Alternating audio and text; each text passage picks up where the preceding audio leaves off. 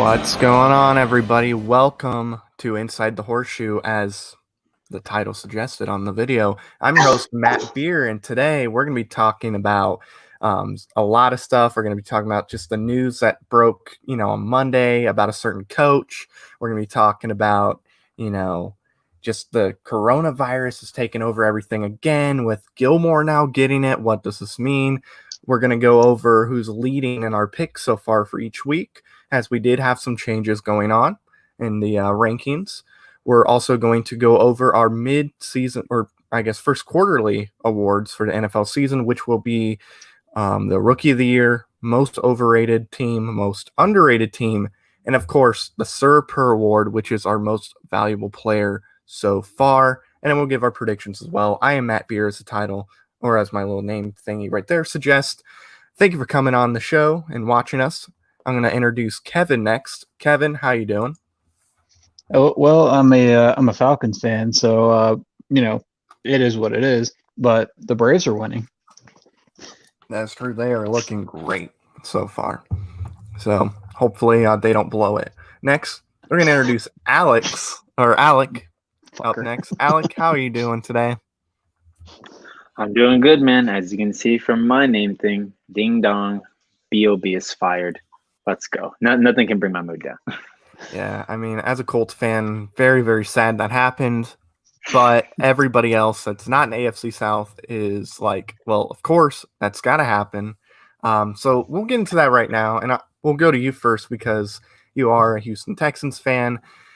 Bill O'Brien, the GM, head coach, and play caller of the Houston Texans, was fired on Monday after going 0-4 and reports of J.J. Watt turning on him in practice. And then the players, sided with J.J. and, with Houston, if J.J. goes against you, you're pretty much done. I mean, he is, he's the face of Houston when you think of it in a sports term. So, Alec, how are you feeling about this? Oh, man, like we could end the season 0-16 and this would be a win because all it means is clear skies from here on out. Like I'm just over the moon. My only issue, and I'm surprised that I can even come up with an issue, but it came out tomorrow. I mean, it came out yesterday when you find out why and what led to it and what happened. My only question and issue is, why did it take JJ to do it? Why is it that when Dwayne Brown does the exact same thing that JJ did, call out Bill O'Brien, and instead of anything happening, he gets traded? He was still a perennial O-line before he got traded. He was maybe on his way down, but he was still much better than what we had. He was our best lineman on the line. My only guess about that is just because J.J. Watt is literally like Houston. Like when you think of the Texans, you could think of Deshaun, but you think of J.J. He's like the most important. If him or Deshaun did what, reports came out, which based on JJ's interview where he's like, I'm not going to get into it, seems like it happened. The owner's not going to trade J.J. Watt or Deshaun Watson. So if one of them are going to do it and the whole team is with them, then, you got to fire Bill O'Brien. Well, then my next complaint goes, it's about also, DeAndre Hopkins did the exact same thing a few years after Dwayne Brown. Why is it? It's just the escalation that happened. To me, DeAndre Hopkins is the best player that Houston has ever drafted. That's over J.J. Watt. I think J.J. Watt has been great for the amount of time that he's been there, and he was at one point a top 5 defensive player. However, I think DeAndre Hopkins is eventually going to be a top 10, top 5 receiver all time. Right. And so I just don't understand how it led to this and why guys like JJ didn't back up. If it took JJ, why didn't JJ back up DeAndre Hopkins? That's my only issue. We have no draft picks for this year. We have no first, no second round draft pick. We have limited cap space in terms of what we have to spend. So the next coach that comes in, you're going to have to give him a long leash. Like he can't like go in there and get a first round pick. And we have no tradable. I don't think we have any tradable pieces to get first round picks or a second round pick. Maybe a second rounder, but not quite there. You have to give up a decent amount in order to get a second rounder. So that's my only issue. But like I said, nothing can bring my mood down. Bill O'Brien is gone. Thank goodness gracious.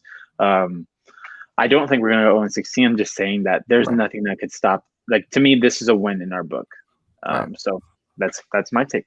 True. And then I'm gonna go to Kevin on this, get his thoughts, and then I do have a question too that kind of just popped in my head that I'll ask you.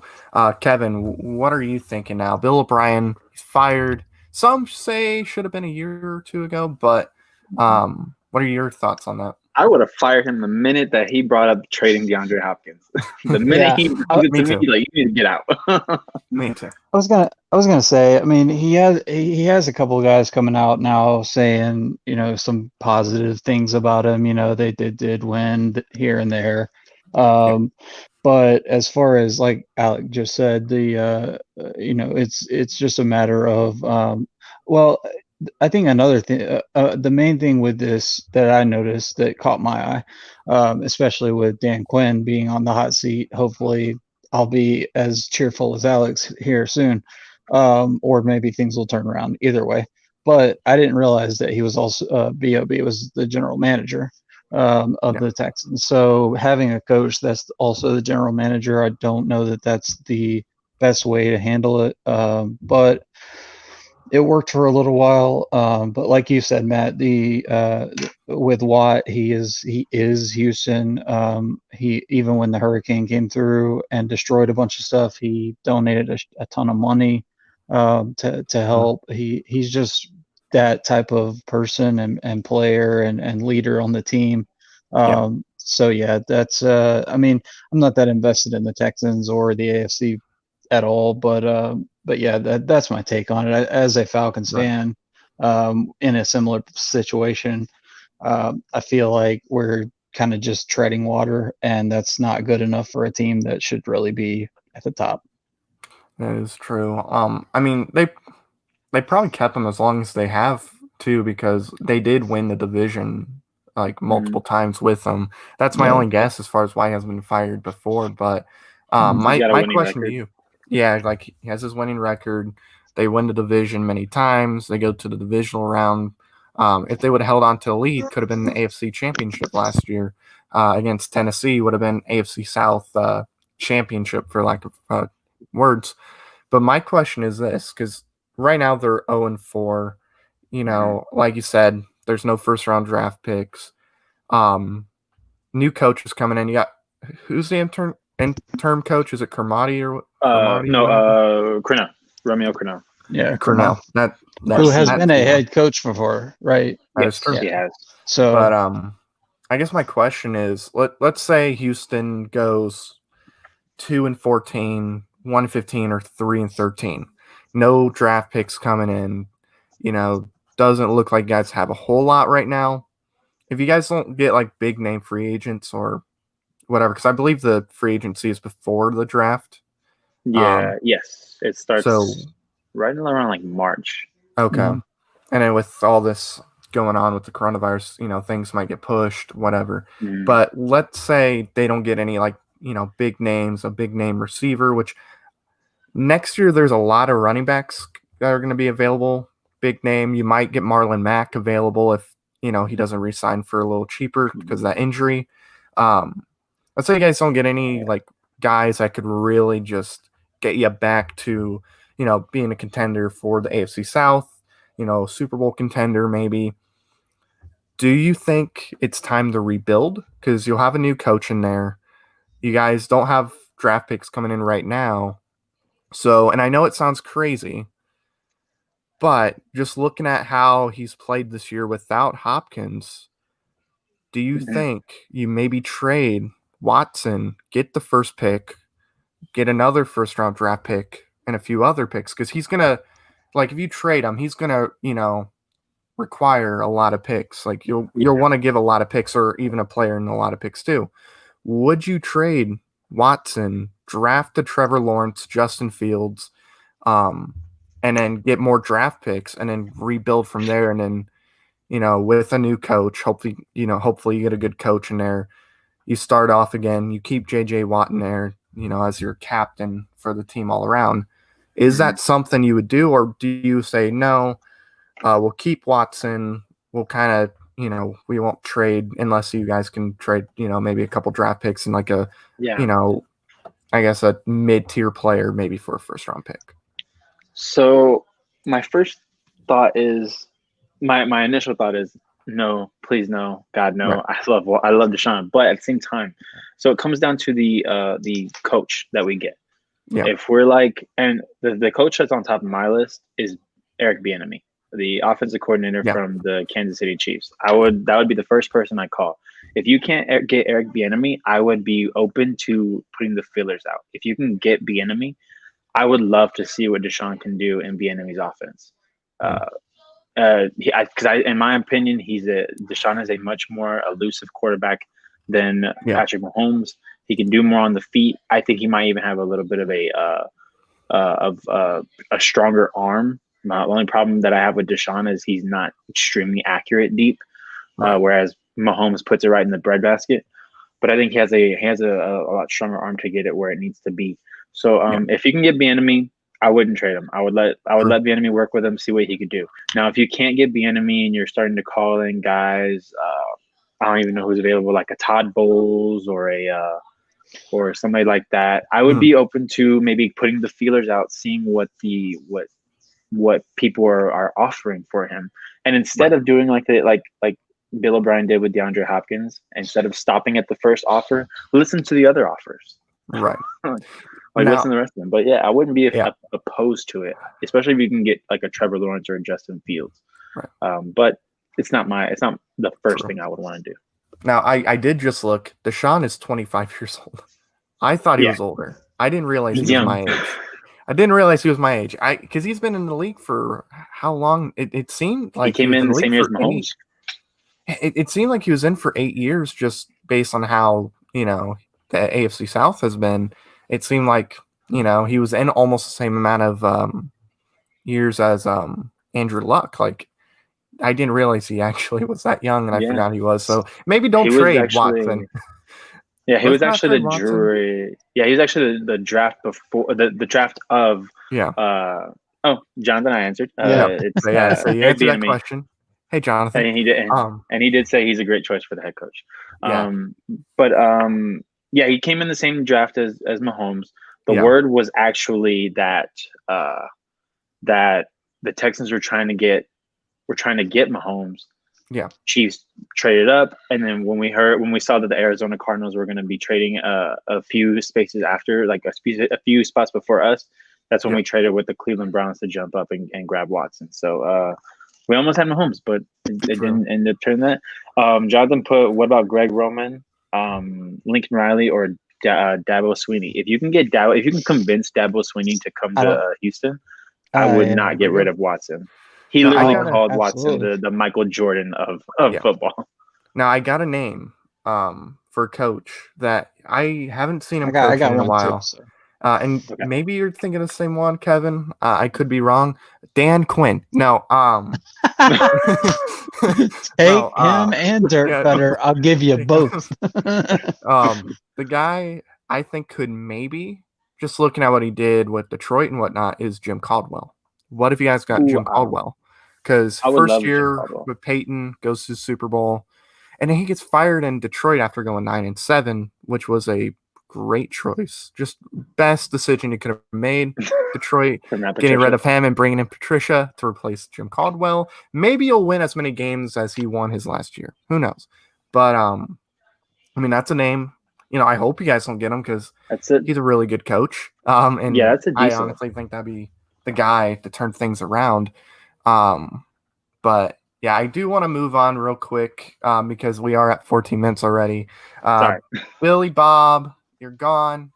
You're done. See you later, Bill O'Brien. The name I was going to throw out is Josh McDaniels. I would love Josh McDaniels. To go to you on that, but Josh McDaniels. It's okay. I would love it because both thumbs up. Bieniemy is still top of the list, but those are both thumbs up. Same with Dabo Swinney. Not necessarily Lincoln Riley.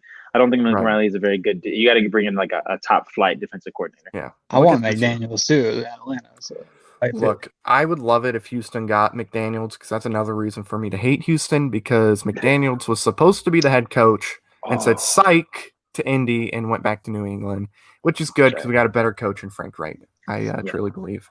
But I don't know. I mean, didn't before he became offensive coordinator for New England, wasn't Josh McDaniels last year as a head coach not really great?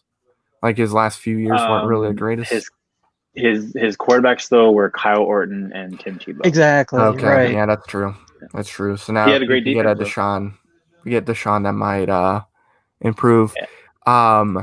We are not on Spotify yet, but I would like to be on We should do. Spotify. Yeah, we should look into that. Yeah. Yeah, past soup. I think Anchor we're is how gonna. we do ANS podcast. I download it through Anchor, and Anchor Yeah. will actually do it for you.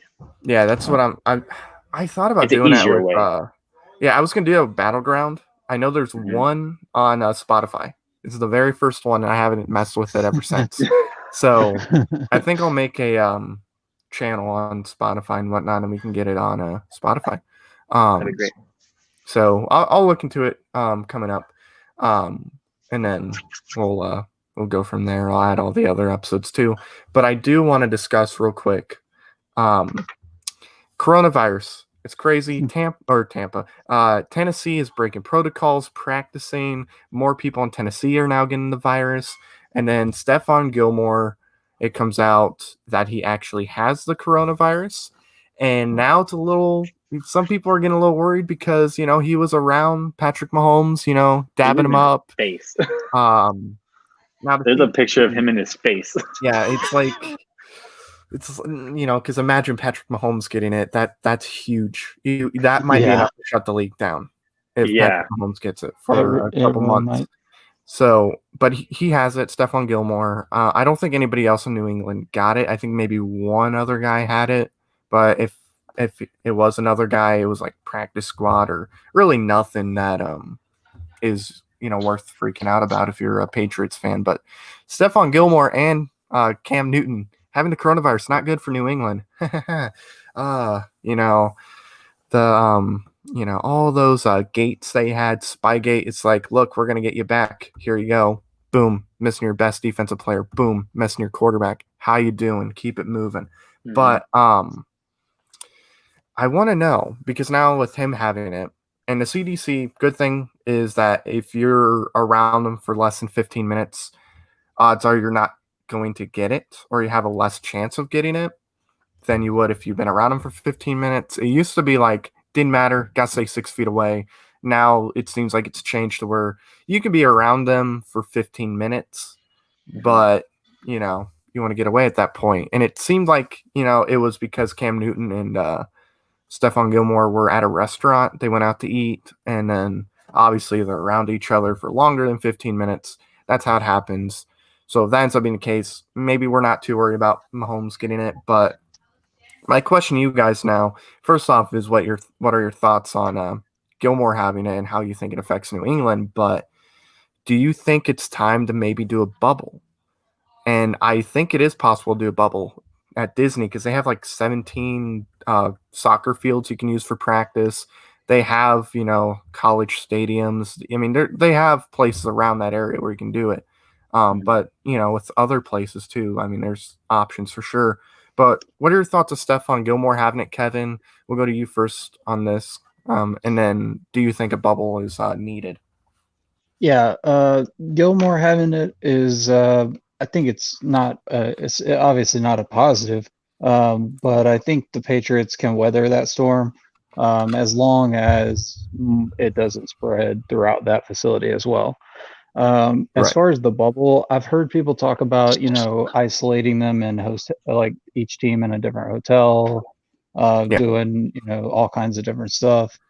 I don't know what's realistic about that. But if, like we were talking about before the show, if we're going to continue to have a season that isn't going to fall apart, because if a team, needs to reschedule, the NFL only has that, a very little wiggle room. And that's going to, I think, become the ultimate issue is scheduling. So if there's something like what you just brought about Disney, I mean, I'd be for it. I mean, MLB's found a way to, make it work. So that's true. I would like to, yeah. I mean, if that's the only way to get through it, then do it. I don't want to see this season go down the drain. Right. And then what are your thoughts on Gilmore having it too? Like, how do you think it's going to affect New England? Yeah, I mean, I think they'll do fine. I think they will. I think they'll go to let Cam or whomever's at quarterback um, have more reign over the offense. But yeah, I mean, like with the short turnaround that the virus has, I mean, 10 to 14 days, I don't think it's going to be that big of an impact. Right.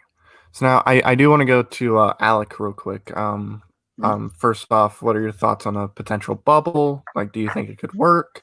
And then, of course, what are your thoughts on Gilmore having it? And do you think it's going to affect New England in a bad way? Or how do you think it will affect them? So the bubble's tough because even with I understand there might be enough, but it'll be hard because, like, you look at the bubble that happened in the NBA, it was a set amount of teams. What was it, like, less like 12 teams? Oh no, 12 teams. How about like 20 teams? Was it? So Yeah, something like that, somewhere around 16, that line. 18 or something. And Yeah. then with the MLB, who's doing their playoffs in the bubble, it got brought down to 16 teams. Whatever teams are in the playoffs are in the bubble. They're playing in certain stadiums. Now, if you do it like in that way, in that sense of maybe placing them the NFC or the AFC, separating them that way, that would make a lot more sense, or make it a lot easier. But it is gonna be tough. But I think it could be done, especially if Roger Goodell is willing to put the resources into it. The Right. tough part is it's mid-season. That's the hardest part. Like, if this was Right. if they had started in a bubble, they had plenty of time to figure out a bubble, and they didn't. Yeah. They thought they would wait and see, and now they're kind of paying the price for it, especially because I think everyone kind of got their guard down with the first 3 weeks, no problem, no issues really, and then all of a sudden, boom, a breakout and an outbreak in Tennessee that almost led over to the Minnesota. Luckily, no one popped up with it. Somehow, Cam comes up with it, Stephon Gilmore. And now, I mean, we can only wait. I've heard that the Bills and Chiefs game is up in the air at the moment. So I don't know, man. It's gonna be tough, but I think it could be done. It's just gonna be really hard. Right. So I think you mean Bills Titans instead of Bills Chiefs. Oh no! Sorry. Yeah. No, you're good. You're good. I think Bills I know and the Chiefs game play might week be up in Thursday the night. air. Yeah, I think the Right. Chiefs game might also be up in the air, but they're just waiting. There to are see like probably 4 games as of right now that are up in the air. So yeah. Right. So I think with a bubble, it's going to be very difficult to do just because you have 32 teams with at least 100 guys that you'll need in the same area per team. Cool. So it's very hard to do that. However, I do think what they could do as an alternative is instead of a bubble, maybe do something to where each team books a hotel for the entire season, playoffs and whatever, and keeps all the players, staff, everybody in that hotel. Get the closest one to the stadium, practice facility, all that good stuff, and keep them there. Players wouldn't like that. I know Aaron Rodgers is not for a bubble. He says that would be pretty bad for him. He would not like it at all. However, I think if they want this to work, since a bubble is very hard, although they could do it at Disney because Disney has the resources. They have enough room to fit millions of people.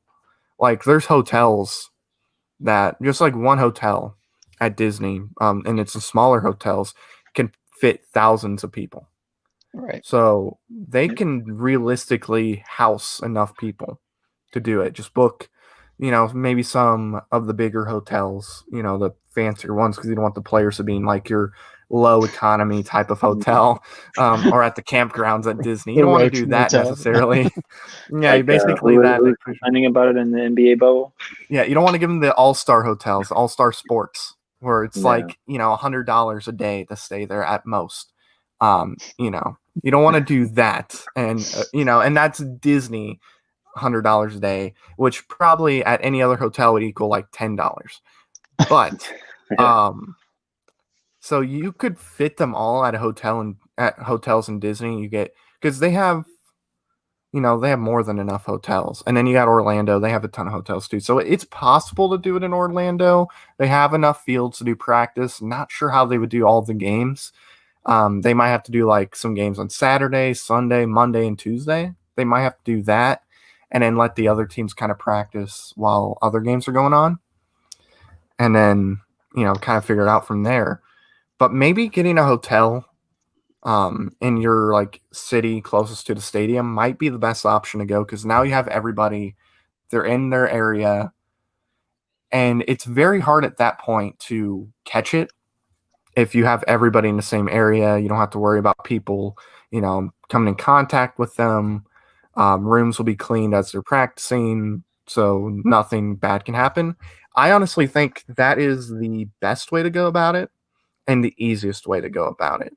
And as far as Stephon Gilmore and how it affects New England, if New England plays this weekend, which I think they will, if they can play without Cam Newton, it doesn't seem like.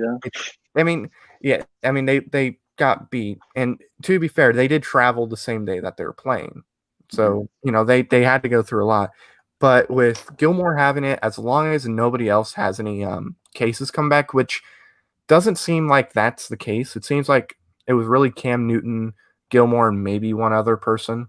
But if there's, multiple negative tests coming back, they're going to have the game on Sunday still. They'll play without Gilmore, and they are playing Denver, and it doesn't look like Drew Lock is playing. So I would say I don't think it's going to affect them that week. It's just the following week could affect them could affect them more, as I believe they play. Well, they have a bye week next week, so never mind. So they're good. They'll play Denver. They should win that game if Drew Lock doesn't play, and then they're good. So I think they'll be fine. It's just after that, assuming they got everything under control, we'll see what happens from there. But now I do want to go into. I will say it sucks that Cam is out, because I think they win that game against the Chiefs this past week, man. I do too. Defense really did hold Kansas City well in the red zone, and honestly, I think that's the blueprint to beat Kansas City. That's what the Colts did last year when the Colts played Kansas City. Brissett didn't really have that great of a game. I mean, he didn't have a terrible game, but he didn't have that good of a game. But the defense held, Patrick Mahomes, pretty well. So I think that's the blueprint. Let them get down the field. Just don't let them score when they're in the red zone, and you can beat them. It's just you don't have Cam Newton. You have Brian Hoyer out there doing Brian Hoyer things. Eventually, Kansas City's going to be able to, become Kansas City again, especially if you have Brian Hoyer as your quarterback. Yeah. So I do real quick before we get into our quick awards, and we'll do it real fast because we're almost at 30 already. I do want to go over kind of where everybody's ranked right now with our picks that we make every week. We're going to bring that up right now. Here we go. A couple changes happened. I have now moved to first place after having a 12-3 record last week. That put me at 45, 17, and 1 tie. Matty G falls to second place after going 10-5 last week. He is 43, 19, and 1 for the year. Alec had a really good week. He moves up. Oh, he stays at third. He is, he had 11-4 this past weekend, which puts him at 39, 23, and 1. Jacob also has a really good week. Ties Alec with an 11-4 record.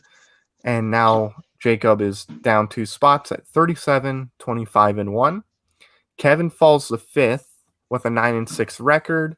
Who knows what could happen if Tennessee actually played on Sunday or Monday or Tuesday. Things could be different, but he is now at 36, 26, and 1. And Steve and Bruce are tied at 10-5 this past weekend and tied at 31, 15, and 1.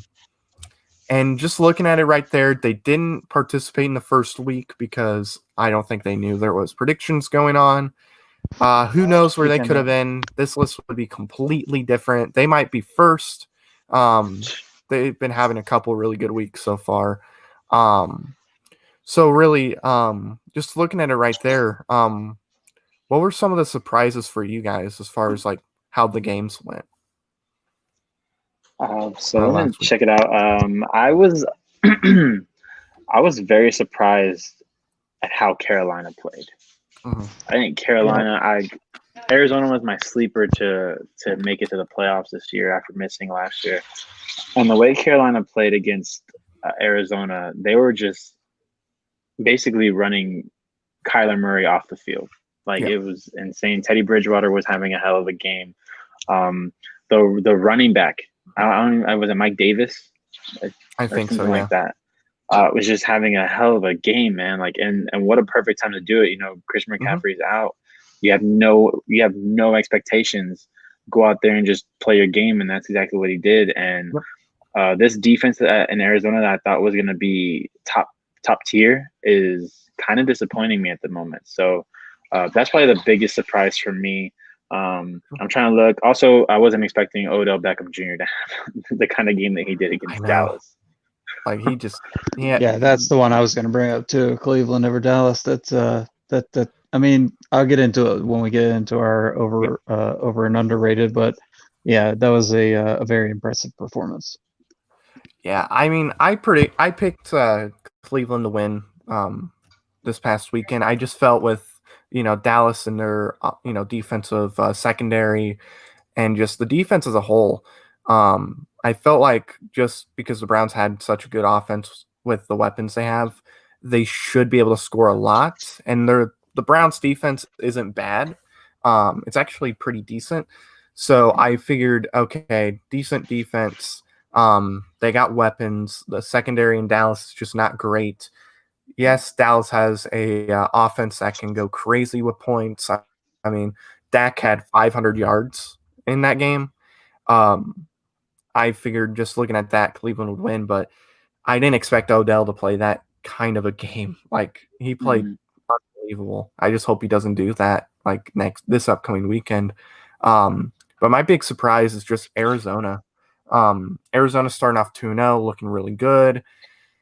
Now they lose their last two games. They lose to Detroit and then they lose to the Panthers. And watching that game, I was kind of thinking to myself, either the Panthers have figured it out pretty fast, and I was expecting maybe towards the end of the year they would start picking it up and looking like a team they would be next year. I thought this was more of like a look, we're just going to figure it out this year, and then once we figure it out, we'll carry it to next year, and hopefully we're a threat in the NFC at that point.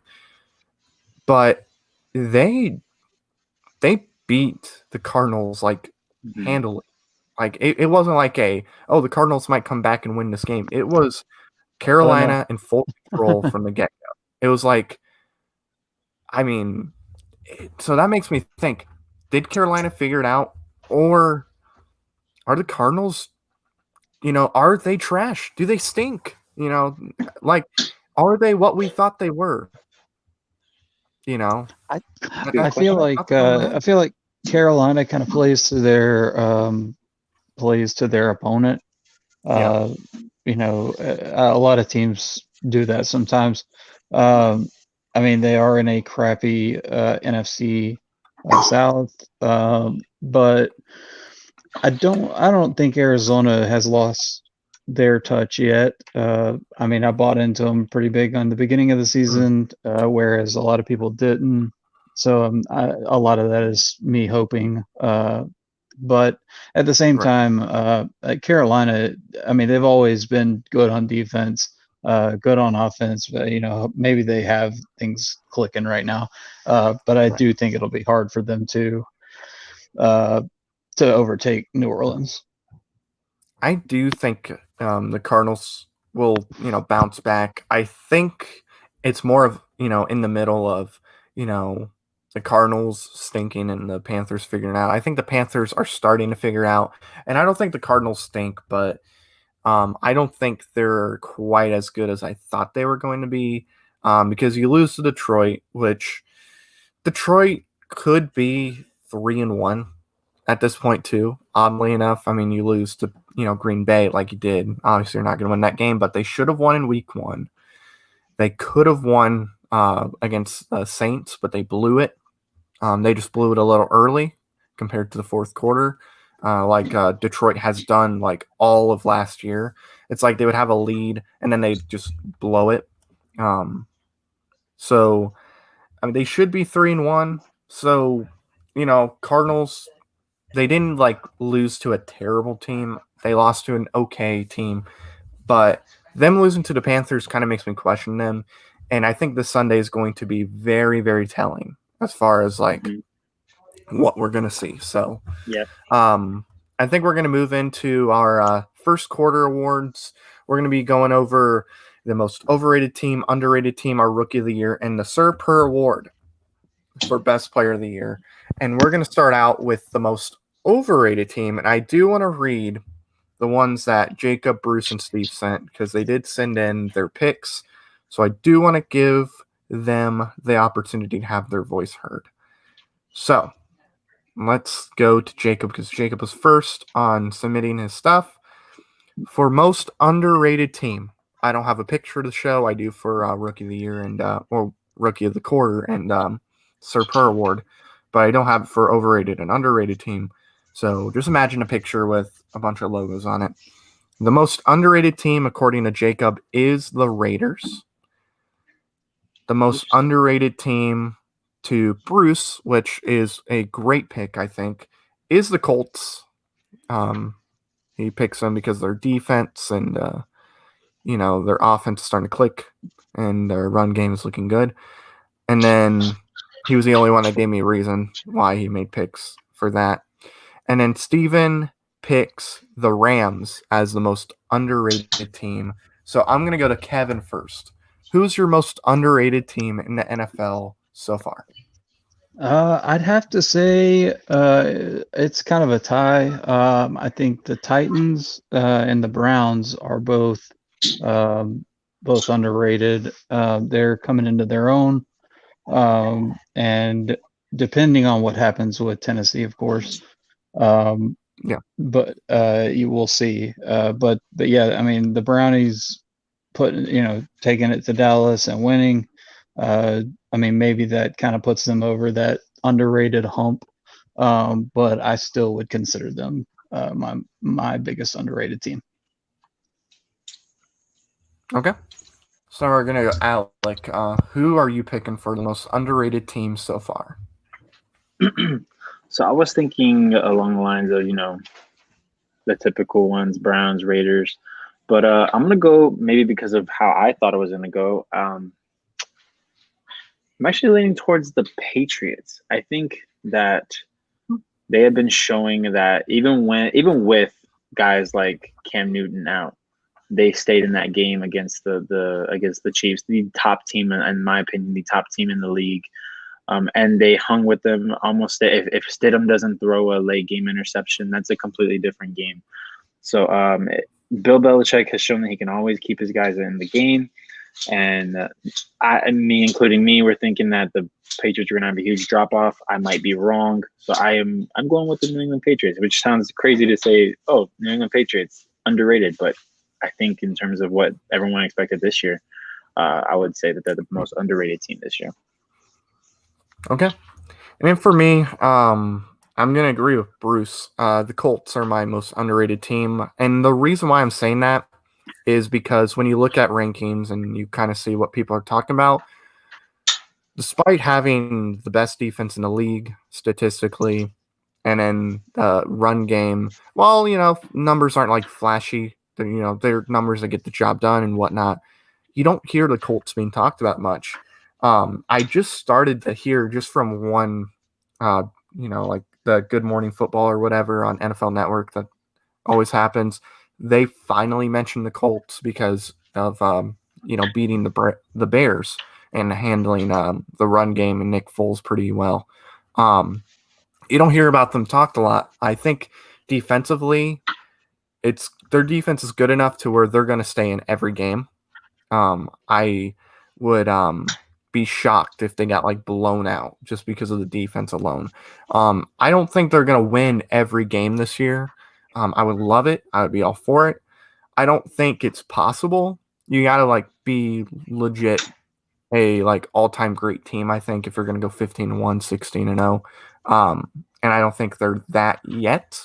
maybe they'll turn things around offensively, because I think the offense is good too, but the offense isn't like Kansas City, Baltimore, to where they can put up 40 points no problem, even though they put up about 40 points on the Jets, which it's not hard to do unless you're Denver. But I feel like the defense alone makes them a threat to any team in the AFC, or maybe even in the whole league as a whole, because that defense is just, it's tough to stop their defensive line. So that's why I went with the Colts for underrated. I don't hear them being talked about much. I honestly think they're the best team in the AFC South. I think they're the most complete team in the NFL outside of maybe Kansas City in Baltimore. I would say the Colts might be they're the best all around team potentially. As far as like the defense and the offense and whatnot and what they can do. And Phil Rivers has shown he can still throw the ball. First game, yeah, they lost, but new system, threw for 350 yards. So, and then plus losing Marlon Mack really hurt them in that game, because I think they would have won if Marlon Mack stayed healthy. So now we're going to go to overrated teams. These are teams that should not be talked about as contenders. These are teams people need to shut up about. And we're going to start with Bruce. Bruce says the Cowboys. I agree, because Cowboy fans always talk about them because, I don't even know why. Cowboys have done nothing since 1968. For Jacob, he picked the Steelers as the most overrated team. Might have to disagree with that. And then the Titans is Steven's pick for most overrated team. So I'm going to go to Alec first. Who's your most overrated team? Ooh, this one's close, man. This one's actually really tough. I think we got to stop talking about the Saints.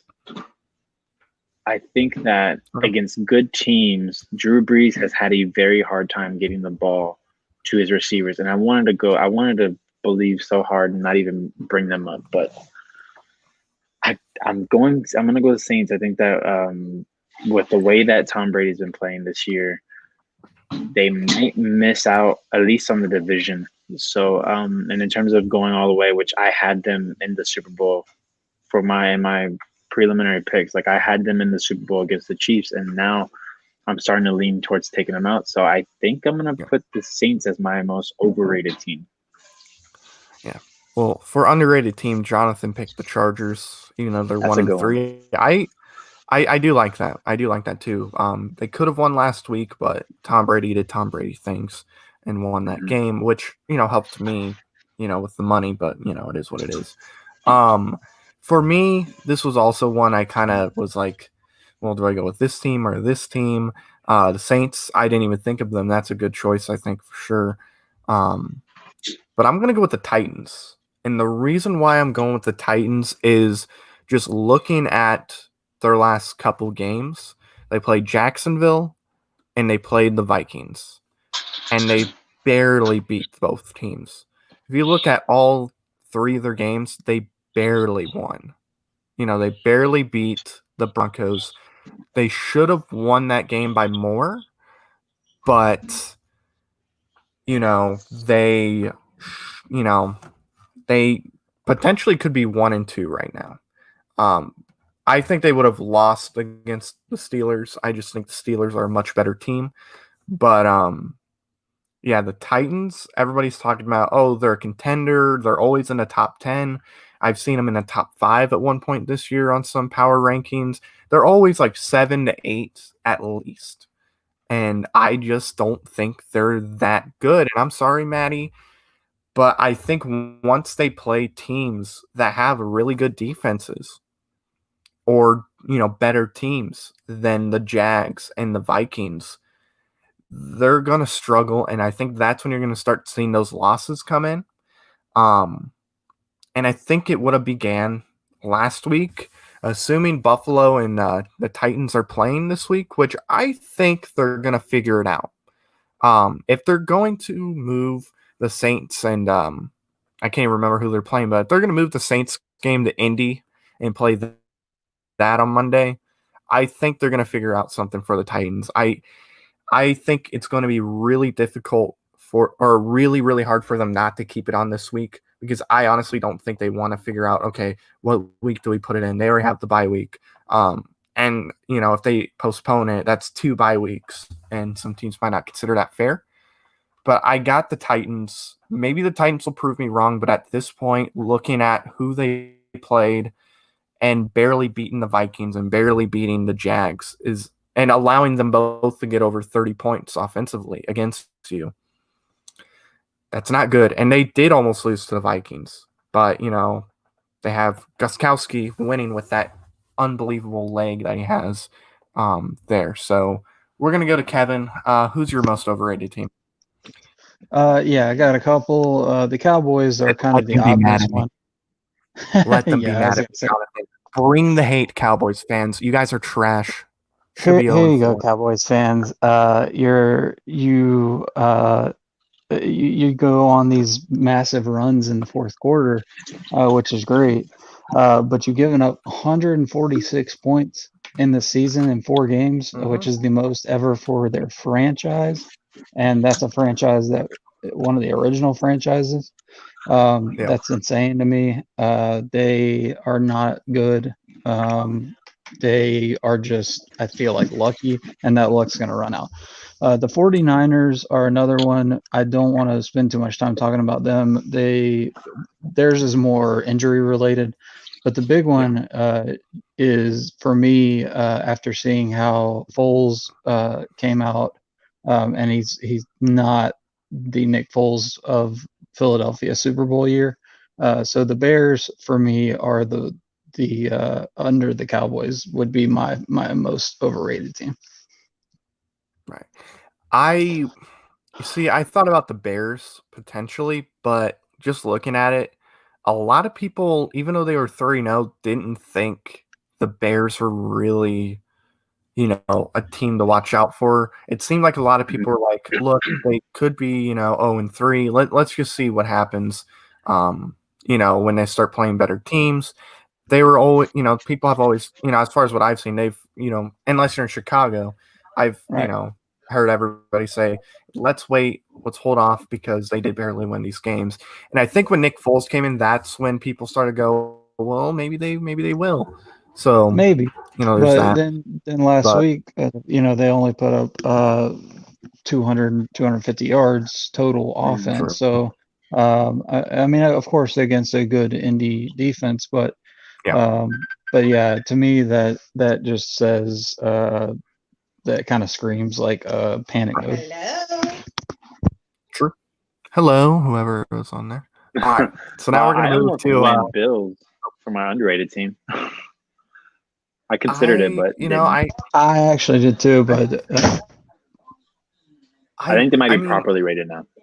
right. Yeah, I think even though I've seen a lot of people say they're gonna win the AFC East. They're gonna, I've seen a lot of people say they were a contender. That's why I didn't even think about them. But that's not a bad poll for sure. But we're gonna move on to the best of the rookies. We have a lot of really good rookies. We're including offense and defense on here, of course, as you see Chase Young, as he's on the corner, with the dot that I forgot to cut out is on screen still. So obviously a lot of rookies that came in, done really good things. So I'm going to obviously pull up everybody's picks in the chat right now. Matty G, you have time. If you're watching, you can submit your picks. I'm not going to message the chat because, yeah. So I think everybody is going to have the same pick on this. Steven picks Joe Burrow for his. Bruce picks Joe Burrow for his. And Jacob picks Joe Burrow for his pick for rookie of the quarter or best of the rookies. And for me, I agree. Joe Burrow is rookie of the year at this point. Just seeing what he's done on a Bengals team that if they had anybody else would maybe contend for 0-16. He has done really good things. I get it. His win is against Jacksonville and he tied against the Eagles. I totally get that. But you lose to a Browns team, which the Browns are pretty good. They're not like the best team out there, but they're pretty good. And then they lose to the Chargers, almost 10-2. Like literally, I believe it was a pass interference call was made. They were like a pass interference away from winning that game. You take that pass interference out, they more than likely win that game. I could be thinking of something completely different, but they could have won that game. Their kicker misses the kick, blames it on his leg. It says I had a cramp in one leg when he was holding the other, walking off the field, which was very interesting. But Joe Burrow has done really good things. I would be shocked if anybody else won Rookie of the Year. I guess a runner-up for me, or two runner-ups, would be Herbert and then Chase Young. Although Chase Young will probably win Defensive Rookie of the Year because two different things. I'll say he's probably a lock right now. Maybe Henderson, the cornerback from Jacksonville, he might be a contender for that award too, depending on how long Chase Young is out and how many games he misses this year. He might be able to win that award, but defensively, I think he's got it in the bag right now. And Joe Burrow, I think, has just played better than any other rookie. So now we're going to go to Kevin. Who's your Rookie of the Year so far? Yeah, I mean, you have to go with Burrow. I think Clyde Edwards-Helaire is also somebody to watch. He's up there. Yeah, but and possibly even Tua. He could, depending on how the Dolphins want to play with him. I mean, they don't really have to push him because they do have a veteran or veteran in there. So yeah, I mean, but Burrow is the odds-on favorite. It's hard to pick against him. So yeah, I'm definitely going to go with Joe Burrow. Yeah, for Tua, I think he's going to start towards the end of the year.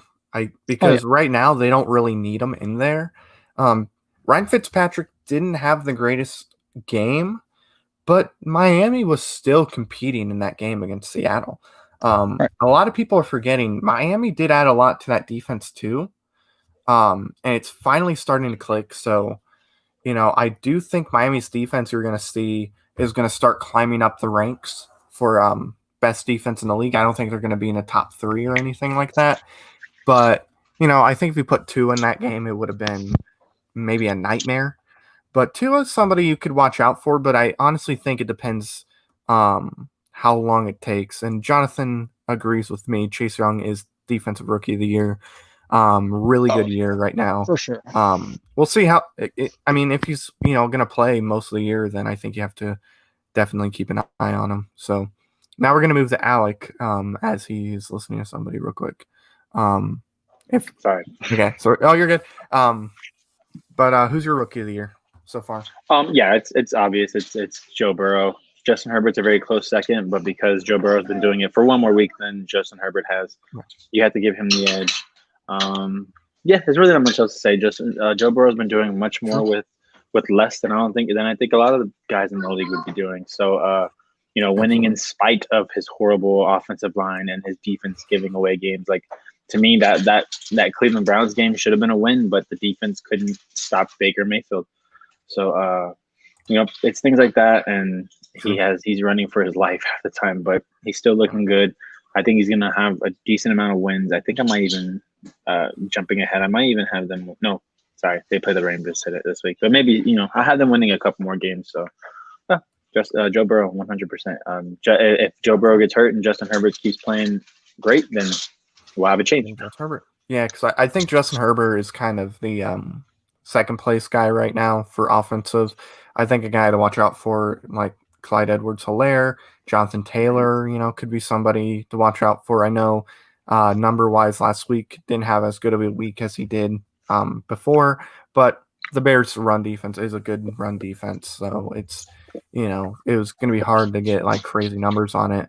And watch out for Michael Pittman. Maybe he comes in because he was looking real good, got hurt. When he comes back, maybe he can do some good things. Yeah. So now we're going to move on.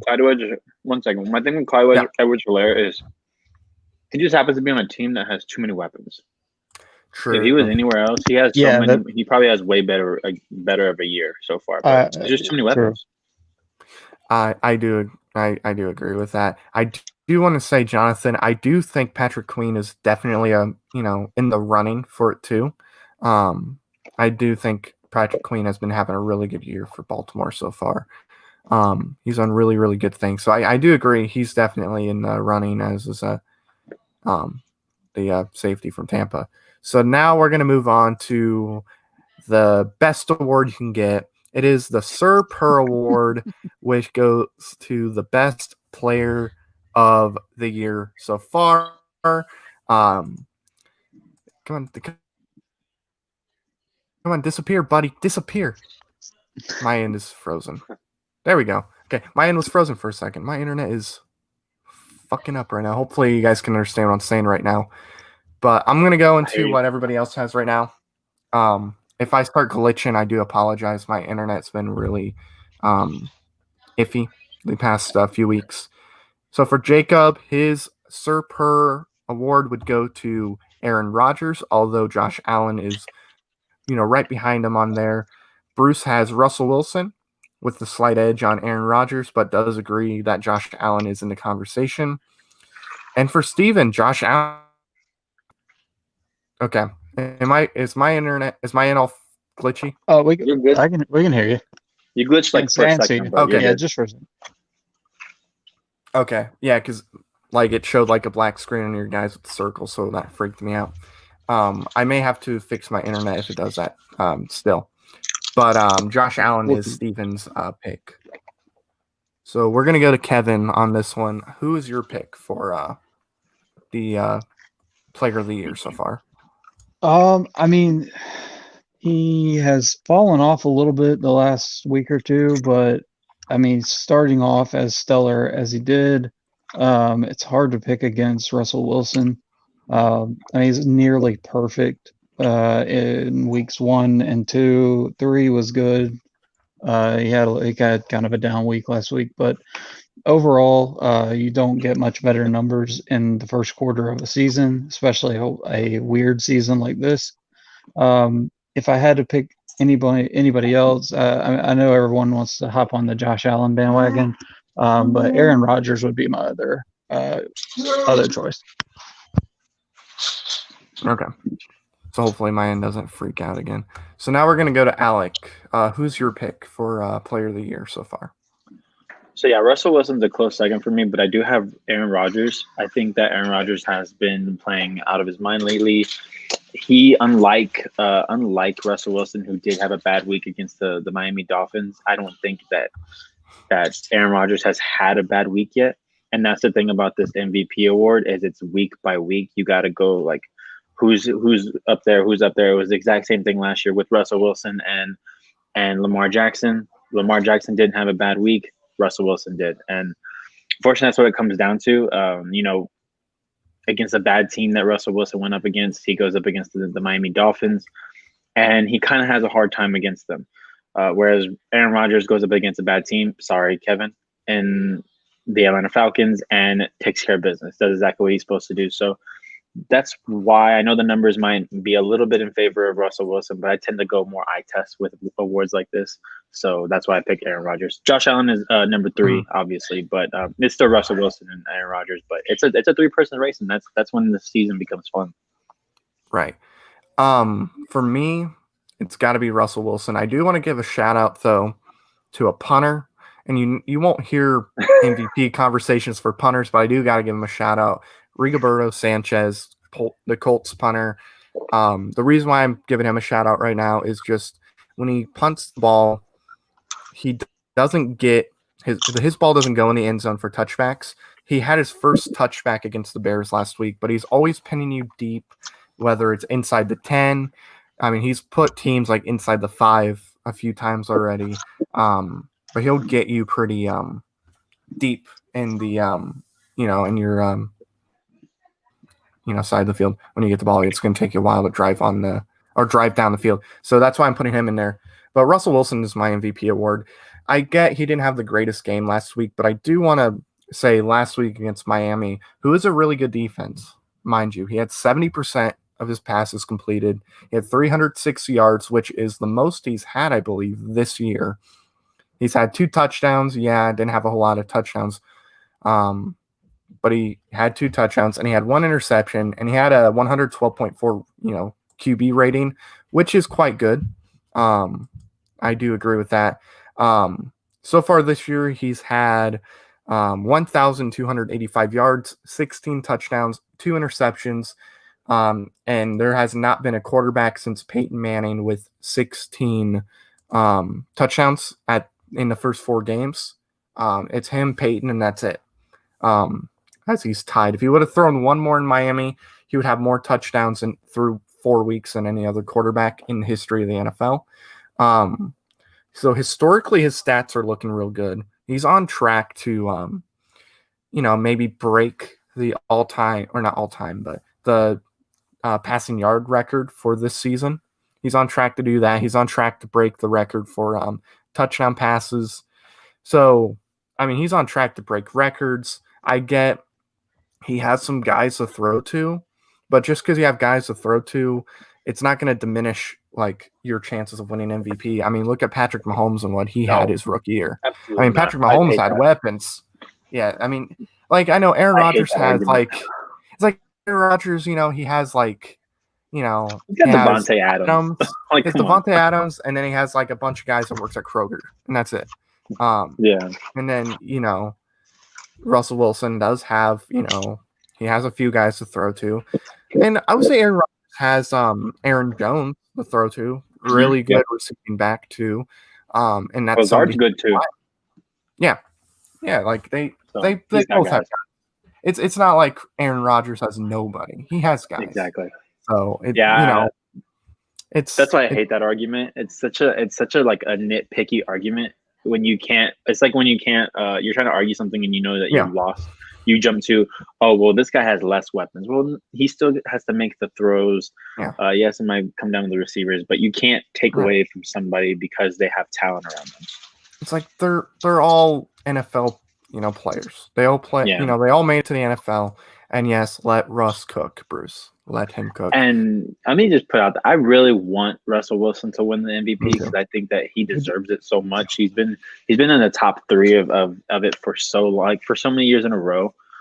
So I would love for him to get the MVP. I hope that even not wishing any bad on Aaron Rodgers, but maybe Aaron Rodgers has a bad game every now and then. So I would love him to Russell Wilson to get it.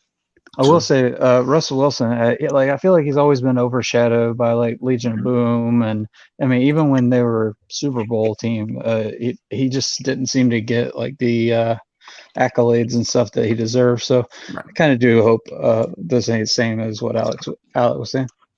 True, that is true. And like honestly, I think if you're gonna put money down on any of the guys to win MVP, put it on Russell Wilson because I feel like they're going to award him not only because of a great year, but because he's never won it. And I feel like they might just do it because of that. But we'll see. I mean, Drew Brees, he hasn't won an MVP either, so maybe they'll give it to him. Maybe they'll give it to him, even though he doesn't deserve it. It's like, look, you haven't won it. It's like, here you go. It's like somebody winning an Oscar when they're 90 years old, even though they don't deserve it. It's like you don't deserve the award, but here you go. You finally got one. Good job. Shannon Sharp says it all the time. He says the NFL loves storylines. So. That is true. That is very true. Okay, I thought Maddie sent his award pick so far. If he does, we'll get to Maddie's picks. If not, if he doesn't send them, whatever. We're gonna move on to our predictions for Week 5. Hold on.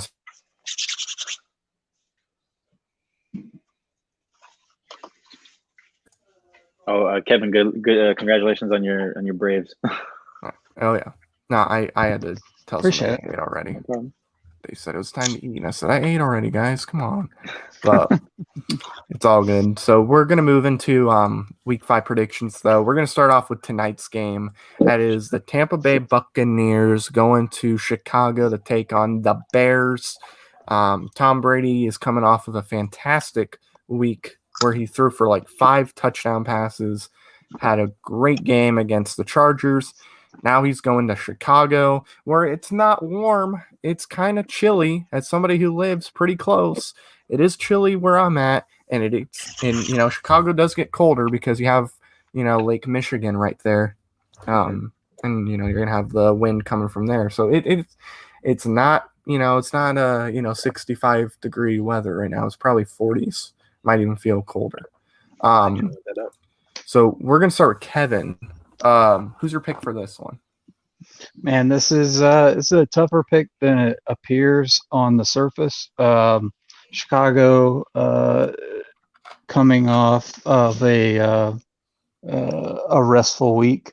Um, they do have home field. There's no travel, at least. I don't know what you could really call home field advantage at this point.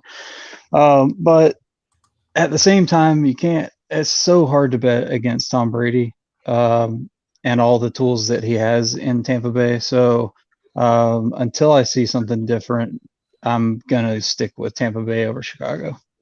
Okay. Now we're gonna go to Alec. Who do you have in this one? So I did look up the weather. It is at tip off. It'll be about 57 degrees Okay. in Chicago, Illinois. So it's a little warmer, but I don't think it would matter. I think Tom Brady likes the cold. Yeah. This is a Super Bowl rematch, but not with the same teams. It is Nick Foles versus Tom Brady. Yeah. Let's see. I think Tom Brady pulls it out this time. I think that they just announced that Mike Evans will be playing. Still waiting on word from Scotty Miller, but we'll find out soon. But I think that the way that they're playing, a short week, it'll lend it more towards Tom Brady, who's been doing it for much longer. The key is the defense. Both defenses the Chicago defense has been playing very well, stop Tom Brady and get pick sixes because he is throwing interceptions this year, or will the Tampa Bay Bucks be able to stop Nick Foles? And that's the key here. Does Nick Foles only like playing up against Tom Brady? I guess we'll find out. And what's the over/under on Super Bowl 52 highlights that they show in this game? Yeah, they're gonna show the Philly special at least twice. Oh yeah. If Trey Burton was still in Chicago, you would see it all the time when they're on the field. Here's Trey Burton and Nick Foles going on the field. They did the Philly special together. Remember that? Remember, here it is for the 10th time. Look at that. Isn't it great? It's as good as the Nick first Foles. time you've seen it. That's Nick our quarterback. He did something Brady couldn't do, catch the ball. Yeah. So I gotta go with Tampa. I feel like this is where Chicago will begin to lose their games. I don't think they're a bad team. I think Chicago's a pretty good team with a good defense. I just think Nick Foles it's going to take him a couple games before he can get to what people think that he is, and I don't think he's going to get there because some people think he's going to take the Bears to a Super Bowl potentially. And that's if Nick Foles plays. Maybe Nick Foles gets taken out and they put Trubisky back in, and then he saves the day and, he just plays on fire and, they win out and win a Super Bowl and then he gets the MVP and Nick Foles gets traded. But again, yeah, maybe to New England. There you go. But no, I got Tampa winning this game. I think the Bears can keep it close. However, I think Tampa's going to get the lead and just keep it from there.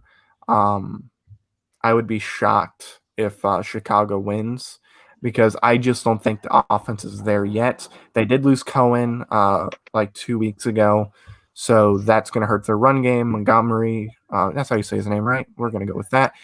Didn't really have a great game against Indy. I think he only had 27 yards rushing in that game, which granted Indy's defense rated number 1. Still, you want to get more than 27 yards.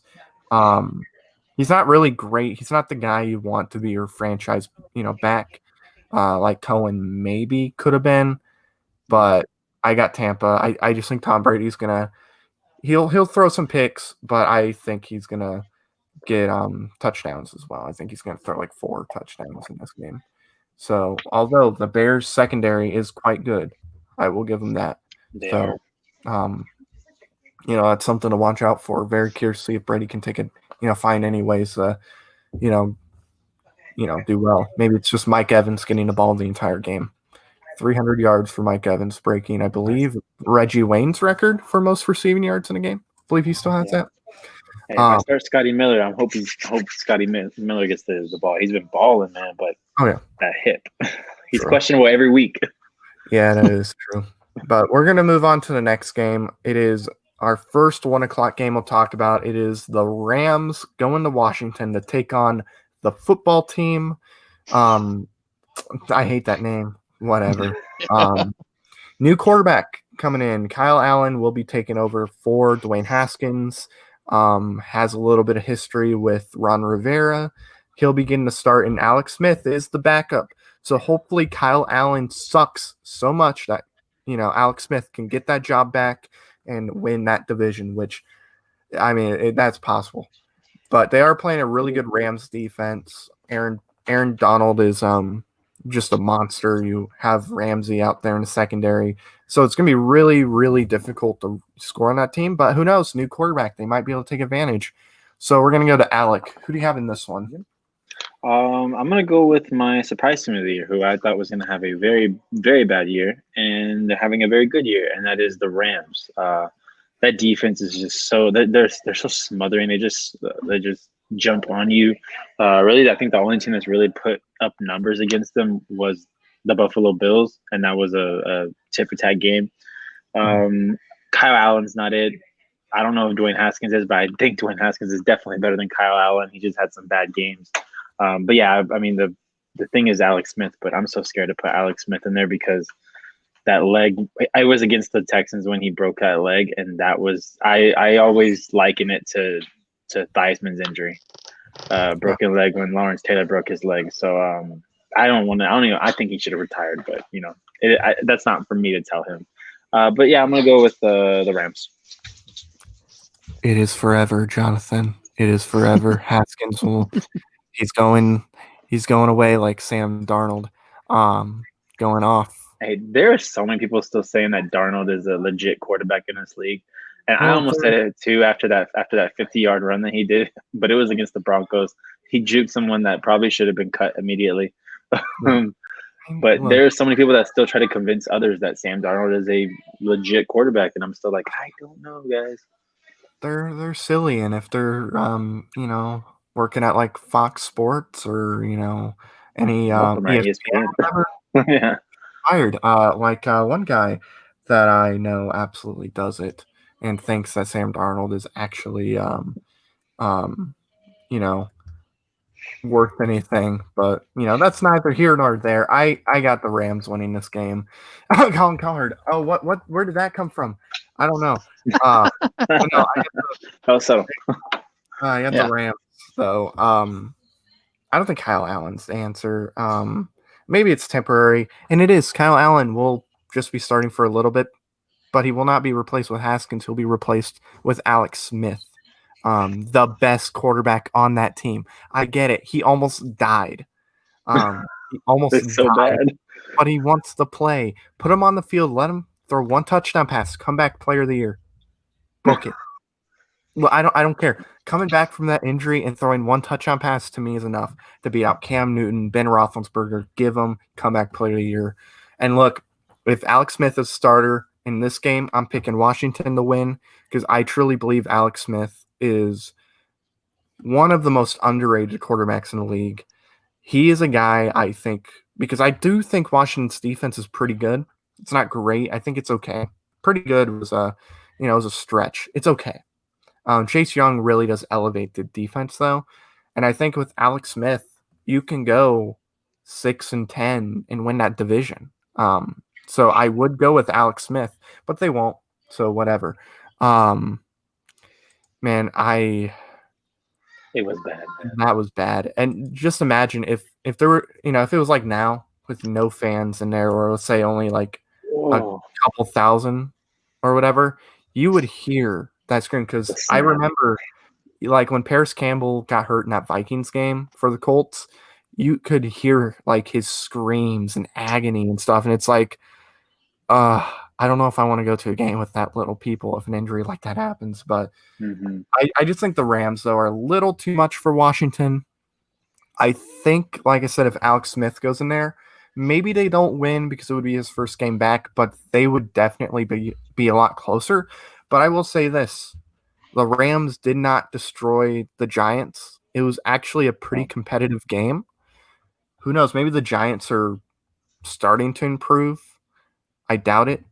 But I got to go with the Rams in this game. I just think they're better than the football team, and I ultimately think that's what it comes down to. So now we're going to talk about the next game, which I have no idea if this is happening. None of us know if it's happening. It might get delayed. They might just call it and give it to the Buffalo Bills as they travel to Tennessee to play the Titans. Titans are 3-0. Buffalo's 4-0. Obviously, Tennessee has the outbreak going on right now. One more person had it today, so who knows? Maybe they're starting to, calm it down. I really think it depends how many guys have it at this moment, because if enough guys are cleared, I think this game is happening Sunday for sure. Because the NFL does not want to delay it. And if it happens, I'm going Buffalo. Like I said, I think Tennessee for the moment is the most overrated team in the league. And that's only because, you barely beat Jacksonville and you barely beat Minnesota. And I get Jacksonville beat Indy in week 1. But I kind of considered week 1 as like a preseason to where it's like teams are starting to figure it out. I mean, look at Tom Brady. It took him about a week and then he figured it out. So that's kind of what I equate it to. I give him about a week and then you should be kind of where you want to be after week 2 or 3. But Tennessee against the Vikings, which did get a win last week, the Vikings aren't winless anymore. So it wasn't like they barely beat a winless team. At the time they were winless, but still. The Vikings not really that great, and then the Jacksonville Jaguars not really that great. So I do think Tennessee is going to get exposed in this game. They should have been last week with the Steelers defense. But I just think Josh Allen is playing so good right now. I think the Buffalo defense is playing great. Buffalo looks like one of the best teams in the league. So I got to give Buffalo the win here against Tennessee. Like I said, I think Buffalo is one of the best teams in the league, and I think Tennessee is overrated. But who knows? If Tennessee wins this game, I'll start giving them more credit where I go, I don't know, maybe this is a team that could contend, but I just don't see it happening. We're going to go to Kevin now. Who do you got in this game between Buffalo and Tennessee? Let me bounce back. I'm going to pick the Rams over the Washington football team. Did I not go with you? Or go no, it's okay though.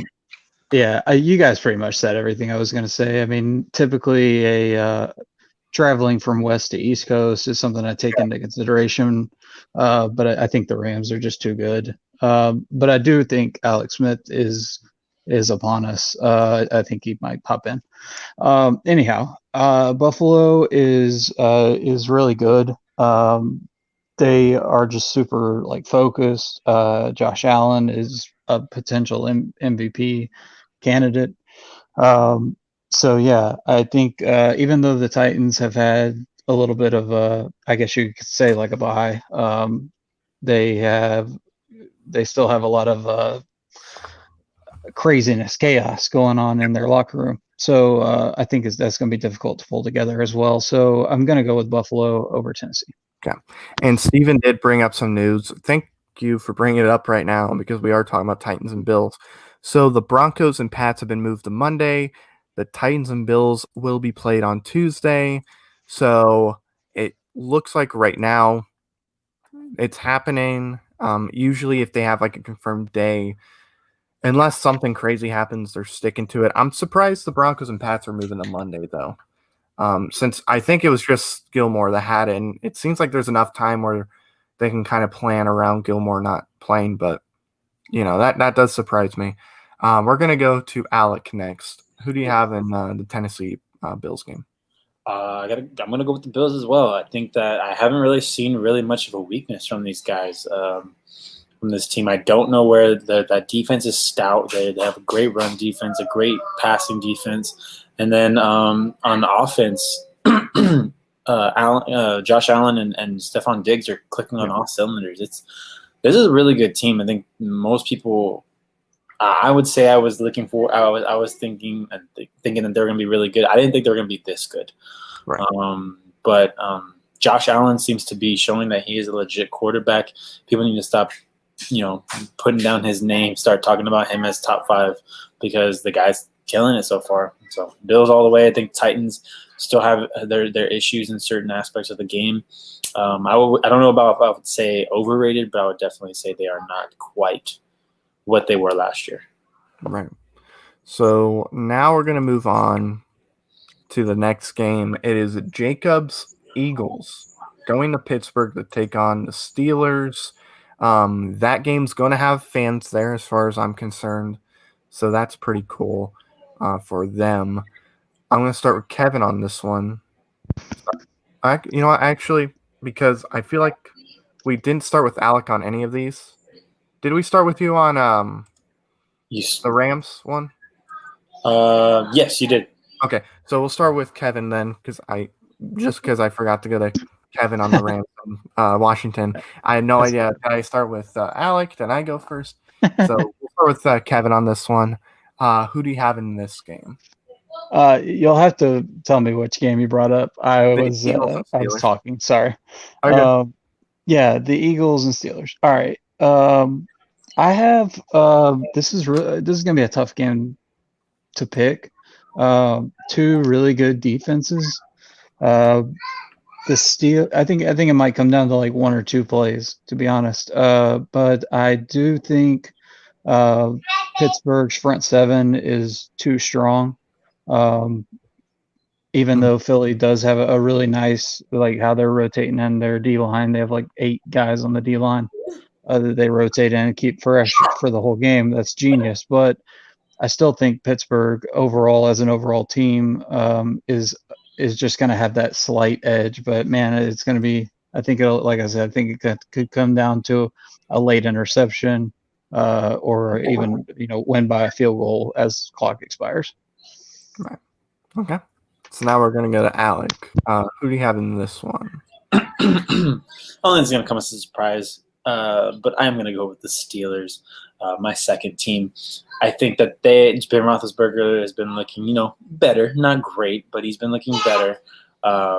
He's been able to move the ball. He's shared the ball around. Sorry, hold on, buddy. He's been able to share the ball around. Okay, go see your mama. To share the ball around, and the Eagles looked a lot better this past week. It did. The one thing is, it did take a last-minute Nick Mullins interception to seal the game. So, if it's going to be that close, I am going to take the Pittsburgh Steelers. All right, and I'm going to go Steelers too. The reason why I'm going to Steelers in this one is because the Eagles don't have a great offensive line. It's an injured offensive line, and I think that's going to play a big factor into this game. I think the Pittsburgh front line on the defensive side is going to be able to take advantage of that. So I do have Pittsburgh winning. I actually don't think it's going to be that close. I think you're looking at like a 7, to 10-point game in this one. And that's mostly because I think Pittsburgh's defense is going to be able to bring pressure to Carson Wentz and cause a lot of issues for him. I know he's already had some issues this year. But I got to go with Pittsburgh in this one. I'll be very curious to see, because I know a lot of people are like, oh, Pittsburgh's defense is not great because they haven't played anybody yet. If they struggle against the Eagles, especially with their offensive line. And Matt's gone. Matt did freeze. He froze. Yeah. So since we're live, I guess we can. What game are we talking about? We were talking about still talking about Pittsburgh and Philly. Oh, Pittsburgh. Oh man. Yeah. But yeah, we can kind of stall a little bit till he gets back in. You wanna hype up what match we have today? Oh, tonight. Oh, the Geek match tonight. Geek match, yeah. Yeah, let's do that. So a little self promo here. Go ahead and tune in tonight. In about 45 minutes, 50 minutes, it'll drop. We have our first TM Geek tournament match. This guy right here, facing off against Hunter Chambliss. A lot of you guys know him too. So yeah, check it out. It's the first tournament matchup we've ever had. This is our first tournament to try to get to a champion, which is vacated at the moment. So really excited. We'll see what happens. Yeah, so I'm very excited too. Going up against my man Hunter Chambliss, the Hitman. I am part of Hitman Industries, so we are going to be teaming up together. But no matter who wins this match, we will be, in each other's corner, because I'm looking forward to this tournament. there's a lot of great players in this tournament, and I'm looking to get through them because that's what I plan to do. Yeah, there definitely are some top tier geek players, so that's what I'm excited for. And we're also going to have some special guest hosts coming in and out, so be sure to check out all of our all the posts. I'll probably do them all mostly on Thursday. I may throw in the early rounds. I may throw one on like Sunday or Monday, but we'll see.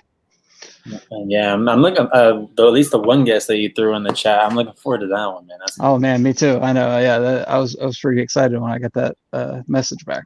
That's awesome. See, it's so cool when these guys like reach back out. Matt Beard just said that his internet took shit, so he wants us to move on to the next one, which is see that Cardinals versus Jets. Who's you started on the last one, right? Yep, you can go ahead. I'll go ahead with this one, Cardinals versus Jets. You know, I would not be thinking I would be saying this before, but this might be a close one. I think Kyler has had a really big drop-off in the past couple weeks, and that defense that was supposed to be really good, like Isaiah Simmons. You have why am I blanking on the former Patriot? Chandler Jones is over there on that side of the ball. They still got Patrick Peterson over there, and my son wants to turn something up very, very loud. But yeah, I'm still gonna go the Cardinals. I'm still a believer in DeAndre Hopkins. But the quarterback from I can't even remember his name. The quarterback from Denver was made look like a star because of this Jets defense. So I am gonna still go. I am going to go with the Cardinals. I do think the Jets will win a game, but it'll probably be a divisional game because those games are always just how they turn out to be. So I'll go Cardinals, though. Yeah, that's a good call. I think I'm also going to go Cardinals. I think that, even though they started off really hot, 2-0, and I mean, they are on the road. But if it was anybody else with the Jets, I would have a hard time picking the Cardinals right now. I feel like they may be in kind of a funk, but I think that they're sharp enough to get out of it. They have some veteran leaders on that team. I think Kyler Murray is definitely good enough to carry them. So yeah, I think they're gonna win over the Jets. But like I said, you also said it could definitely be a close one. Yeah, and I think the problem hasn't been necessarily that Kyler Murray isn't playing well. It's that his defense is kind of putting him in a hole. Yeah, exactly. Battle back, and that's not easy for quarterback. Like yes, Tom Brady did this past week, but he's Tom Brady. You can't expect that from a guy like Kyler Murray quite yet. I think he will eventually get there. But this defense keeps putting them into holes, and they're hard to battle out of. Like look at anybody. I mean, look at the Cowboys this past week against the Browns. They went into a deep hole. The Texans, they got put into a deep hole, and it's hard to battle out of those, man. So yeah, especially in this day and age in the NFL. I mean, you put it all on one guy. The other team is going to read that and know exactly what to do. I mean, everything's so broken down, so and it so hypercritical. Yeah, it cuts your playbook in half. Yeah, exactly. The team knows what you gotta do. I will say this is a perfect time. This is perfect placement for this game at least for the Cardinals, because you go up 2-0, then you go down then you're down to 2-2. Yeah. You're having a little bit of a 2-game skid. This is the perfect placement for this game because there's some losing streaks that you go on a 2-game losing streak and the Patriots are waiting for you, or the Chiefs are on the other side of that. Yeah, it's like the Falcons. They got a tough second half schedule.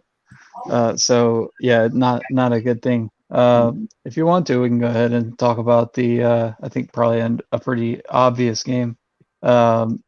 Kansas City and the Raiders. Oh yeah.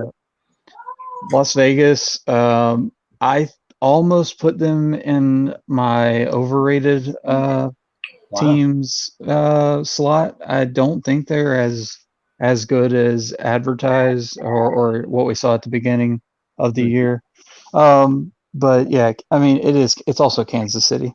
So even though Las Vegas, they have flaws, they can run the ball well. So that could be, something to watch, see how Kansas City handles that. But Yeah. this is another one, like kind of like Tampa Bay. Like until I see something Kansas City looks, if a fault in their playbook or whatnot, then it's going to be hard to pick against them. So going to go with Kansas City. Yeah, I agree. I don't agree with the most overrated team for the Las Vegas Raiders. I do think that they have been hit with a few injuries that are very not the right moments, like very inopportune moments. But I am going to say that, obviously the Chiefs, even though they've had a string of bad games against really good defenses, the first one against the Chargers, the second one against the this past week against the Patriots. So there's the blueprint. Unfortunately, I don't think the defense is quite there for the Las Vegas Raiders. I am excited to see what Josh Jacobs can do against this team, though. Josh Jacobs has been amazing these past few weeks. Right. On the road in Kansas City, I think that'll be a really fun one to watch. And if he has if he balls out, and they shorten the clock like kind of expected, then it could really it could be a lot closer than I think it will be. I know the spread is 13 points, but that doesn't always mean a whole lot in the NFL. So yeah, it could definitely it could be an interesting game. All right, so Matt did just send a message say that his internet is completely gone. He needs a new router, so he will not be returning. So we can go ahead and just run through these games real quick, and then I guess call it a day. I don't know how we're going to end the stream. I can end it on mine. Okay, yeah, cool. I have an admin. Yep. All right. Well, then as soon as let's just go ahead and go run through these games, and then just send. That sounds good. Our picks to Matt so he can kind of jot them down. The good thing is he has today's games down, but I guess the next one. Do you have them pulled up? Because I do not. I do. We'll go with. Let's go with the Atlanta and Carolina game. Okay. That's the first one I have next on my list. I'll go with this one. I'll start with this one. Mm-hmm. This one's tough, man, because I know you know better than anybody else. The Falcons have been very hot, quick, and then very, very cold at the very end of the game. Whereas the Carolina Panthers, I don't know quite where they're at. What Carolina Panthers are we going to see? Are we going to see the Carolina Panthers that we saw against the New England defense? Are we going to see the one we saw last week against the Arizona Cardinals? I am going to lean towards the one we saw against the Arizona Cardinals and say that the Carolina Panthers pull it out, but I don't think the Falcons will go up by 20 and lose it. I would say it might be a little bit closer than that. There you go. Yeah, definitely. This is kind of a similar thing, I feel like, as to what Matt was talking about. He talks about Tennessee the way I would talk about Carolina. When your team is in a division and you just start to know the other teams. But what I'm getting at is Atlanta always plays Carolina very close. It's in Atlanta. I know there aren't any fans, but still, I feel like they got to be due. I mean, they put up a ton of points this year and just haven't won. But and Carolina is doing. I mean, the Rule, I think is the coach's name. He's really put something together there. I think it'll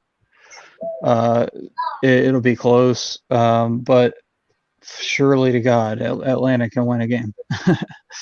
Yeah. I mean, that's your picking, Atlanta? Yeah, I'm going to go Atlanta. This is a tough one. Yeah, it's tough. All right, we'll go next to Baltimore and the Bengals, Cincinnati Bengals. Okay, I'll let you go ahead and start on this one. All right. On this one, I think Baltimore's really good. Man, this is tough. I think Lamar Jackson has that knee issue, and then you got Joe Burrow just throwing up points on the other side. It's a really hard one to pick, but I am gonna stick with Baltimore. I think they both play a really good game. But I'm going to go Baltimore in a close one over Cincy. Okay. Yeah, I'm gonna go Baltimore. Same thing. With these divisional games are a little bit tougher to crack. That both teams, they have whatever issues they have with each other.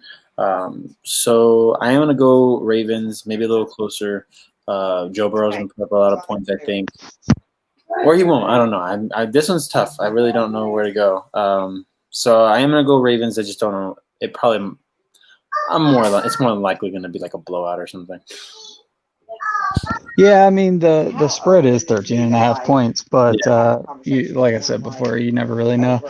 We'll move on to Jacksonville at Houston, and I'll let you kick this one off. Yeah, I think I know we're 0-4. We just lost our head coach, which to me is a win. I'm gonna go the Texans. I think the Jacksonville Jaguars are back to where we thought they were, where we thought they were going to be in the beginning of the season. They looked good for 2 games, looked horrible in these most recent ones. So I'm gonna go with the Texans. I think Deshaun Watson has a great game against this really tough defense. But I think he's gonna have a great game, and I think JJ is gonna go off for maybe he's angry. He's gonna go off for probably about like 2 sacks. 2.5 sacks. Yeah, no, that's a great point. I mean, when you put your voice out there like that in a pro league, you got Watt and Watson as well, both coming out and saying stuff. I feel like that it could either cause it could cause them to rally, or it could cause dysfunction within the team. But Houston, I see as a team where it's going to cause them to rally. And like you said, I think they'll both go off and have really good games. Unfortunately, Jacksonville just is in the way of them right now, and I do think they get their first win in this one. We'll move on. I'm sorry, Houston over Jacksonville. We'll move on to San Francisco and Miami. Yes, this is one of probably the first 3:00 game, I believe. Yes, so the first this one. might be a surprise, but after what I saw from Ryan Fitzmagic and what I saw from Nick Mullins, I'm actually gonna pick the Dolphins in this one. I think the Dolphins, their secondary is a lot better than Philly's secondary, and Nick Mullins seemed to have a tough time. So I'm definitely going to lean towards the Miami Dolphins. Also, they're running – dude, who is this Miles Gaskins guy, and where did he come from? Because he is absolutely tearing the league up right now. No doubt. Go with the Miami Dolphins. All right, yeah, that's. I'm actually going to go the other direction. I do think it's a tough game to pick. There's a lot of uncertainty around Garoppolo returning again, but I think with the Niners, the way they lost last week, and if they can balance their run game and pass game in the way that we know, they have the tools to do it. I think San Francisco pulls this one out, but like you said, I think it'll be a close one, a tough pick. But I'm going to go San Francisco over Miami. All right, cool. The next one I have up is Indianapolis and Cleveland. This one was a really tough one, and I was trying not to fall into recency bias. Baker and these Browns have looked fantastic the past 2 weeks against the Bengals, against the Browns.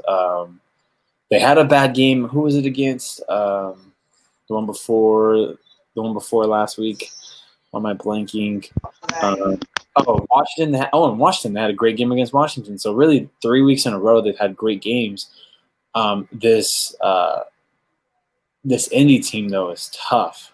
It's hard to gauge them, I will say. So I think in a toss-up, I'm going Indy.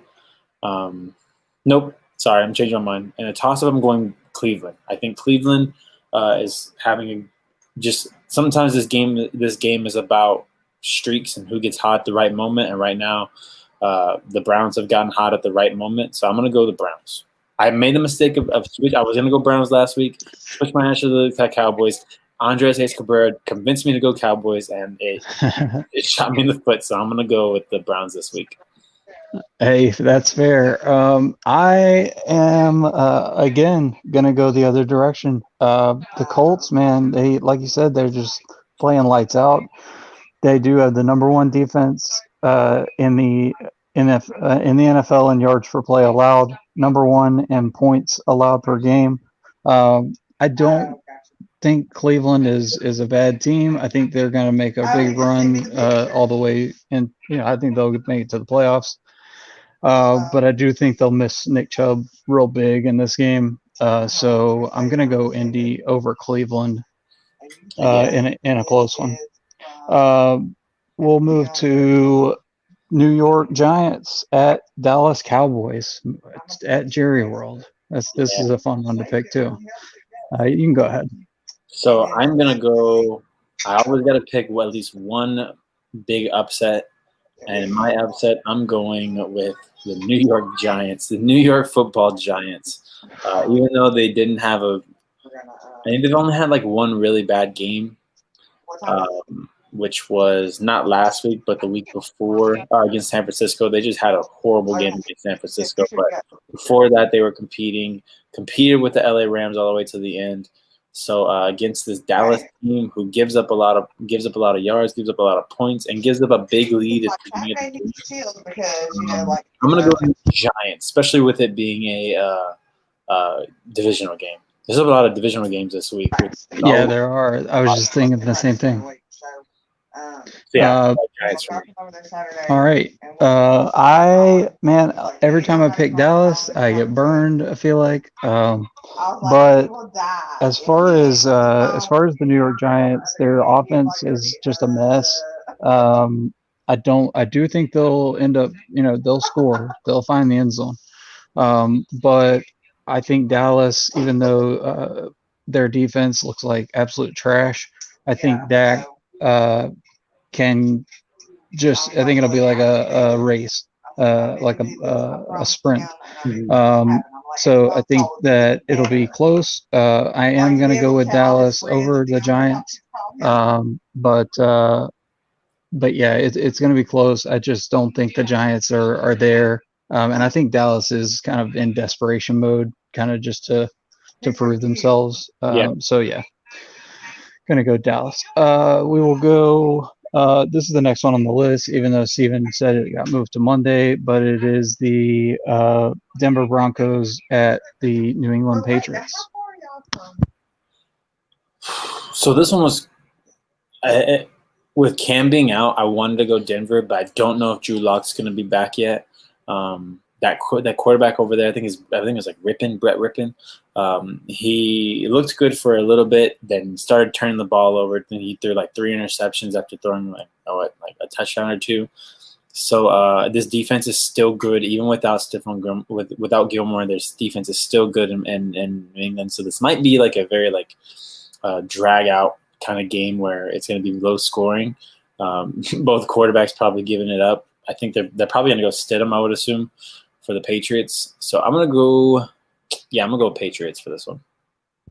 Yeah, same here. I think that this is the kind of team that the Patriots just want to feed on, that they're one-dimensional, quarterback deficient, even though they do have a decent defense in Denver, but and with the uncertainties in New England, that kind of scares me, but I also am going to go with New England to pull it out over Denver.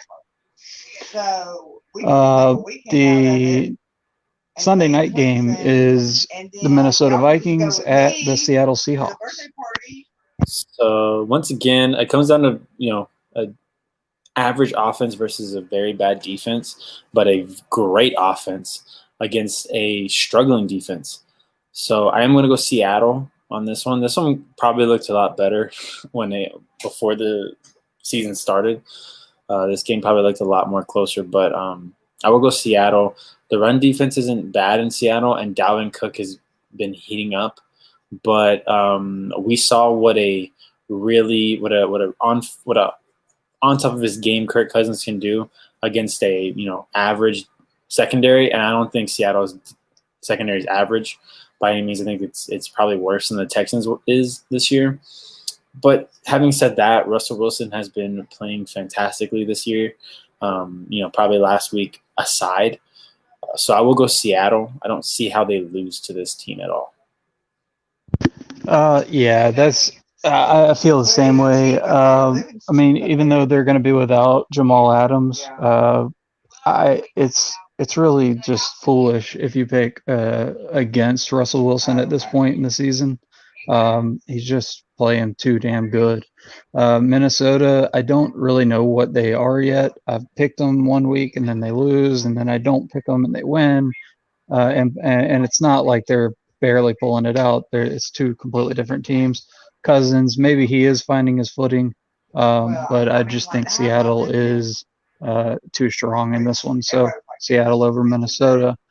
And then the last game, the LA Chargers and the New Orleans Saints. I'll let you take that one first. Yeah, that's a tough one too, because New Orleans hasn't looked great, but then I picked them to lose against the Detroit Lions, and then Alvin Kamara has a hell of a game. Drew Brees is throwing hella balls, so it's tough. But then this LA Chargers team goes tit for tat with Tom Brady and literally loses on just one rookie mistake that Justin Herbert makes. So this one was hard. I still don't even know if I'm 100% sure. My gut went New Orleans, but I might have to let Matt know I'm changing my answer because this one's tough. I did go New Orleans, so from my gut, I'm going New Orleans. Yeah, I actually changed my pick as I wrote them down. I wanted to go one way, went another. Like you said, I mean, Herbert is. I mean, he's really opening people's eyes around the league. With it being a Monday night game, I think I was at first going to say that Breeze with his veteran presence on Monday night, they're not playing the best right now. Maybe he gets that team back into a good rhythm, but that was my initial pick. But for some reason, I just feel like Herbert is going to have a lights out game and show out on Monday Night Football. Yeah. So I'm going to go with the Chargers. I think it'll be close. Yeah. But I do think the Chargers can pull it out. I didn't even think of that aspect of the prime time, and prime time can be huge, man. Like that, some people shrink in prime time, some people shine in prime time. I'm interested to see what this kid does in on the Monday night slot. Will he be a standout? And if he is, that'd be great. First of all, I have to apologize to Justin Herbert. I 100% thought he was going to be a bust. There was no point in drafting him. I didn't think he should have been in the first round, but he's proven me wrong, man. I think he's proven a lot of people wrong. I'm pretty sure. So I would love him to have a great game and just become a star in the league. It would move the Chargers to 2-3. They'd be tied with the Las Vegas Raiders depending on how the Raiders game goes. But dude, I would love to see him have a great game and make himself a star. Then all of a sudden, I just like this idea that we're moving into the twilight of some of the quarterbacks that we've known for so long. Aaron Rodgers, Tom Brady, Drew Brees, and we're going toward, and we have a new crop with so far it's Mahomes, Watson, and Lamar. But if more quarterbacks can jump in there, Josh Allen now. Herbert, Burrow, that'd be great. It'd be awesome. Absolutely. All right. Well, that takes care of everything. Sorry about the technical issues, guys. Thanks for sticking with us if you did. Oh.